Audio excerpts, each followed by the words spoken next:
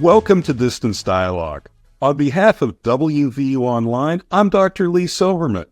Joining me representing our student ambassadors is Dr. Angie Milliron. Presenting today's topic, Crafting Your Individual Image, is Fanta-Marie. Fanta-Marie is a proud graduate of WVU's Cybersecurity Business Management program. She also holds her undergraduate from WVU and is an asset to our Mountaineer network. As a complete novice to cybersecurity, the Cybersecurity Business Management program prepared her with the necessary skills to be successful in the industry. After joining the program, she was able to secure a role in the field with no experience and relocated to Atlanta, Georgia shortly after graduation. Her desired career path within cyber would be to become an identity and access management expert. Thanks for being with us, Fanta-Marie. Several students submitted questions for today, and I'd like to begin by asking you our first question. Your undergraduate was in computer engineering and political science. Why did you decide to pursue cybersecurity? Interestingly enough, completing my undergrad during the pandemic, I didn't really have internship experience. And I actually wanted to go to law school. I wanted to study IP law. I got waitlisted, so that didn't work out for me, and I needed another game plan. I desired to go back to school, so it's like, let me look through West Virginia's online catalog and see what I could do. I wasn't prepared to move back to Morgantown, so I'm glad that there were a lot of options. And with the information overload going on, I've been hearing about cybersecurity, and it was a buzzword to me, and I had no idea what it was, even though I had a technical background, which is interesting, right? So I had a call, a small information session, and then I was encouraged to apply, and I got accepted, and that's how I started.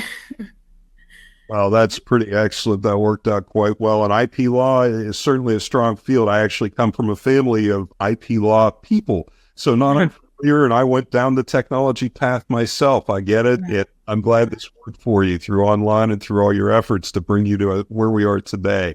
And again, very glad to have you. So thank you for that. Angie, would you like to share some additional student questions? Sure. Fanta, you have 32,000 followers on TikTok. That's incredible. We crossed paths when you mentioned WVU and answering a question on the platform. How did you become an influencer? Interestingly enough, when I started making TikToks, I was just doing it for fun. I was in a new city and just wanted to try new things. And then someone had asked me about what I did for work. And then that's just kind of how my TikTok page turned into a rabbit hole for cybersecurity. So I made one post about how I got into cybersecurity, and people wanted to know, like, how did you get it, essentially. So I shared details about the online program, and I told people that it was one of the more affordable ones available online, and also that there were a lot of projects, and for someone who had no experience, it was incredibly helpful, and it did help me land a role like soon after I started. So that was exciting. And another question is that you post several videos focused on free opportunities. How can someone find all resources available to them, enabling professional growth on a budget? That's a good question. I will start with saying when I have a problem, I like to sort it out, figure it out as best as I can. Google searching is one of my strong suits. So it just starts with any question that you have, get on the internet and try to figure it out as much as possible. Luckily, living in the information age, there are a lot of resources for career growth available on YouTube and TikTok, Instagram, YouTube, or shorts and things like that. So I really love advocating for free resources because, like, I went to school, paid for it, of course, but a lot of the information can also be found online. So you just really have to get in there and dig and figure it out figure out exactly what it is that you are looking for. And there's going to be some type of guidance available to you at some capacity. And then you just have to take that information and make it work for you. How do you decide what topics that you're going to share on all of these social media outlets? That is a great question. So I like to take myself back to the beginning of my master's program where I completely knew nothing about the field. And even 2 years in almost, I still don't know as much. I know more, but there's a lot of information out there. There's a lot of different areas within cybersecurity. There's a lot of avenues available for you, whether you want to be technical or non-technical. So I try to put myself in the position of a viewer, especially people who come to my page, like what are resources? How can I train if I don't have a lot of money or I don't have a lot of time, or I need a structured set of courses that can help me get through this? How do I build my resume once I have projects? How do I network with people? What events are there? So those are just basic questions that I try to answer on my own. But luckily, like my audience is very engaging with me. So they will ask me what they want to know. Just the other day, I posted a video about a free training resource through Microsoft. And one of my viewers remembered that I just recently passed a certification. So they commented and asked me, hey, how do I study for this? I know you just recently passed this. So your audience, if you're engaging with them, you're rewarding them with the questions that are, or the answers to the questions they're asking you, then there's always going to be content available to make. And you spoke of lots of avenues in cybersecurity. How can an individual determine what branch of cyber would be best for them?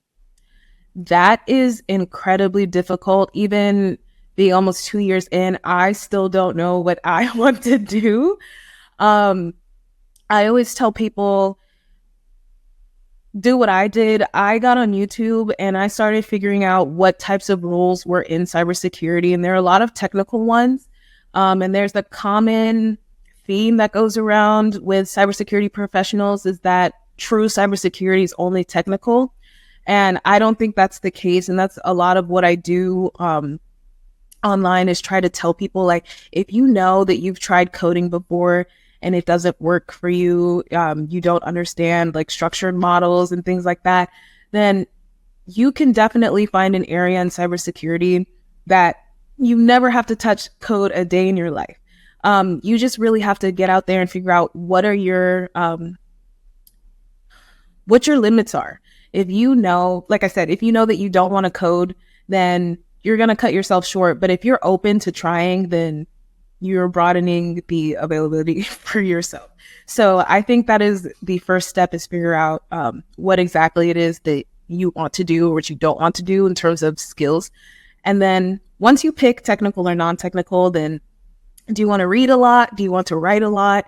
Do you want to prepare documentation? Do you want to manage? So those are things you can do on the non-technical side. And if you're like, I just want to keep my head down, get my job done, I can read logs, I can configure networks, I can code, then you're going to be on the technical side. So yeah, but the key is there's always soft skills I think are more important than the hard skills, I would say. Yeah. Thanks. And in one of your videos, you're saying that network equals net worth. Could you tell us more about that? So I've always heard that through different mentors I've had in college and high school. But I would say until my first experience in the corporate world, that's when I really realized that your network is your net worth. The places you want to go, the jobs that you want are unfortunately not going to be available to you entirely just based off of your skills and qualifications. A lot of the times it's the camaraderie that you make with people in your circle that can get you to those places that you want to, reach, those mountains you want to climb, I should say.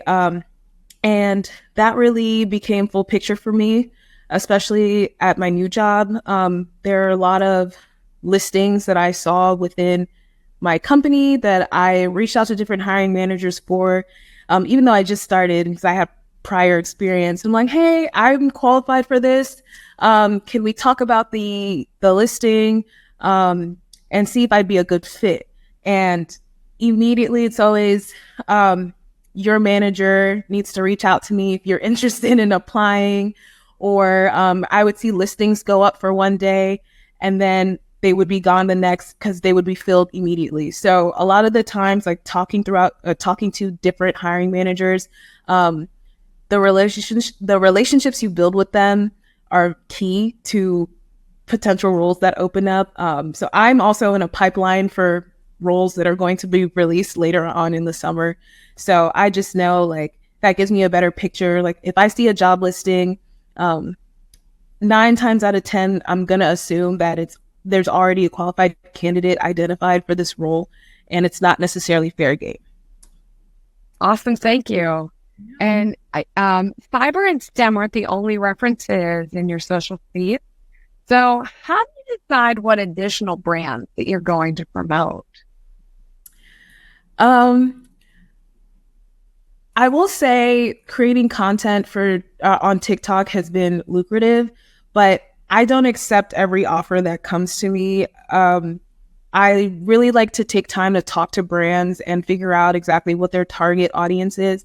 And if they want me to promote a service or a product or something like that fits the needs of my audience, then that is something I will decide to do. But a lot of the times, if it's not anything that is going to benefit my audience in general, whether it's in STEM or cyber, or if it's something for fun, then I won't post about it. I just want to help people no matter what it is. And how has social media and your popularity influenced your professional life? It's been very beneficial. I get a lot of messages about people seeking direction, helping them out with their resumes or trying to figure out what avenues they want to take or what jobs they might be qualified for, or even how to interview or build resume experience when you don't have any. And I've also been able to speak with brands that are leaders in the cybersecurity industry. I've had conversations with CompTIA and another nonprofit named ESX, which is an electronic security company or organization. And it's creating TikTok content has honestly opened a lot of doors for me. Companies want me to be the face of their services and products and things like that. So that's been really exciting. But the common theme is that it has to benefit people. So yeah. And what do you do in your spare time to benefit yourself and advance your skill set? Okay. So would this be is what I do for fun or just career-wise? I think it could be a little bit of both. Okay. So career-wise, all of the resources that I post about, I at least try to mess around with myself and see, like, is this actually going to help people? Is this confusing? That way, if I post about it, I can get those nuances out of the way, and I can speak on if they're reputable or not. So I spend a lot of time looking at cyber blogs and free training resources, and you have to research the things you talk about. So that's been helpful for me because I know I want to transition into another area of cybersecurity. So I also know where to go, and whenever I make that transition, I know what the stems are, and then I can also tell people about it. But what I do for fun outside of work, I like to be outside, especially moving to Georgia. There's a lot of mountains, a lot of opportunity to go hiking. It's a lot of greenery, so that's been fun. And I also try to do like new things. So I picked up pickleball. It's like really big down here. And I also do Pilates twice a week. So that's really nice for releasing stress from the corporate world. And then make TikToks, of course. In what area of cybersecurity are you planning on trying next? And how do you keep your eye on what's next up in the field? So I'm really interested in moving into identity and access management. That's an area that I have slight experience in from being a sysadmin. So that's just really making sure that people have the right privileges, right access types based on their accounts and who they are. So I find that really interesting. And I think that's a core in cybersecurity because, you have to make sure that people aren't entering systems that they don't belong in. So that's something I'm interested in transitioning into. There are a whole other set of certifications that I need to study for. So that's another hurdle to be able to improve my skills in that area. But as far as staying on top of the latest cyber trends, I think I try to stick to what I already know because it is quite overwhelming, especially when you start out entry level, like 0 to 3 years of experience. Being unsure about where you want to end up is a lot. So I'm not reading a lot on vulnerability management and different compliance rules and things like that because I know I want to go into IAM, the identity and access management. So I pay attention to like Microsoft and Azure. So those are the biggest, Microsoft, Azure, and AWS as a system admin. So I really try to keep my vision narrow and try to hone the skills that I already have in that area. And how much experience did you have when you secured your first job in cybersecurity? I had no experience whatsoever. Oh, how'd you do it then? So what I did was I was desperate. Okay. I was desperate and I needed to figure out a way to get my foot in the door with interviews. So I had joined the program. I had no experience in cybersecurity, but luckily, like the first 2 courses that we did was a networking course, and the second one was an auditing course. So within those 8 weeks, every assignment that we had every week, every project, all of that, I just threw on my resume and started applying to entry-level roles like IT roles and things like that. And I landed 2 roles in the same week just based off of a project-only resume. So I took an unconventional route when it came to applying because I know you're only supposed to put paid experience that you have, but that was not the position I was in. I was like, I don't have any experience and I need money. So luckily, when I got callbacks, I was totally transparent because that's the biggest thing is be transparent, but show that you're eager to learn. And that's what I did. Talked about the projects I had on my resume and they were like, we'll train you. So yeah, I lucked out. Well, that's awesome. It's been so nice to learn a little bit about you and your fun career and being a TikTok person. Aside from being a cybersecurity person, I don't know how you find enough hours in the day, but that's all the questions I have from students, and I'll turn it back over. Boy, Fanta-Marie, you are the definition of go-getter. You are so inspirational to hear your story, your love of helping others find their path. There's just so much good stuff you shared with us today. I so appreciate it. And I'm somebody, I still don't know what I want to be when I grow up. Kind of rekindle a little bit of that curiosity in me, I think, as well. And we so appreciate it. Having said that, I would like to thank our guest, Fanta-Marie, for being with us today. Also, a special thanks to Dr. Angie Milliron, as always, for being with us, representing our students, and Joanne Hunt and Eric Merrill, who have been helping behind the scenes. For Distance Dialogue, I'm Dr. Lee Silverman. Thank you for joining us.